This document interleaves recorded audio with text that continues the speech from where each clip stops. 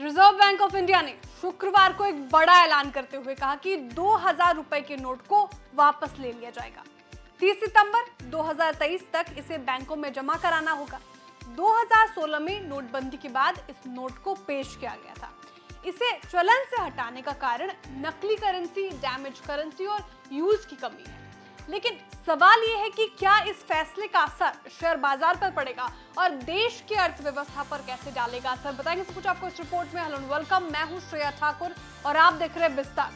RBI ने इस बार 2000 रुपए के नोट बदलने के लिए जहां काफी समय दिया है, वहीं उसे बदलने की प्रक्रिया भी काफी आसान कर दी है। ऐसे में जानकारों का मानना है कि इसका बाजार पर ज्यादा असर नहीं पड़ेगा।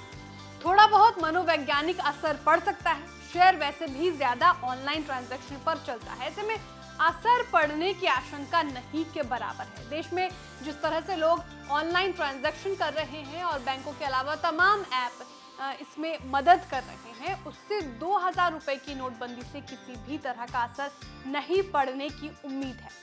शेयर बाजार के independent market analyst Ambarish Baliga के अनुसार आमतौर पर लोगों के बड़े पैमाने पर ऑनलाइन भुगतान सुविधाओं का इस्तेमाल कर रहे हैं, इसलिए 2016 में हुए नोटबंदी जैसा असर इस बार नहीं पड़ना चाहिए। वहीं वेल्थ मिल्स सिक्योरिटीज के इक्विटी स्ट्रैटेजिस्ट क्रांति बथीनी के अनुसार इस कदम से शेयर बाजार और अर्थव्यवस्था पर कोई असर नहीं पड़ेगा, क्योंकि 2000 रुपए की करेंसी नोट का सर्कुलेशन पहले से ही कम है। वहीं ऑनलाइन ट्रांजैक्शन तेजी से और आसानी से हो रहा है। आरबीआई के आंकड़ों के मुताबिक 2000 रुपए के नोट 31 मार्च 2018 तक 6.73 लाख करोड़ रुपए की वैल्यू के नोट चलन में थे।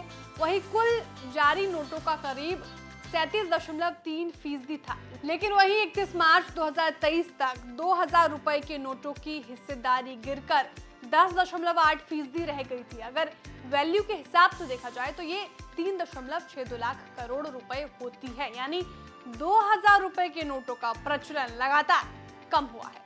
वहीं अर्थव्यवस्था पर इसके असर की बात करें तो वित्त सचिव ने कहा कि अर्थव्यवस्था पर इसका कोई असर नहीं पड़ेगा। बिजनेस स्टैंडर्ड की रिपोर्ट में कहा गया कि वैसे भी इन नोटों का उपयोग यानी यूज बड़े पैमाने पर लेन देन के लक्ष्यों के लिए यूज नहीं किया जा रहा है।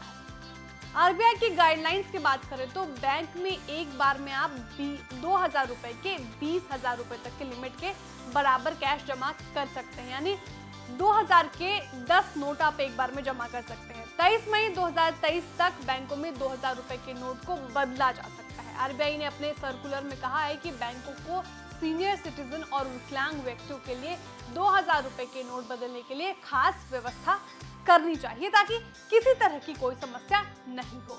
आपको हमारी जानकारी कैसी लगी कमेंट करके बताएं। वीडियो को लाइक और शेयर करना ना भूलें। साथ ही जो हमारे नए व्यूअर्स हैं वो भी चैनल को सब्सक्राइब करना ना भूलें।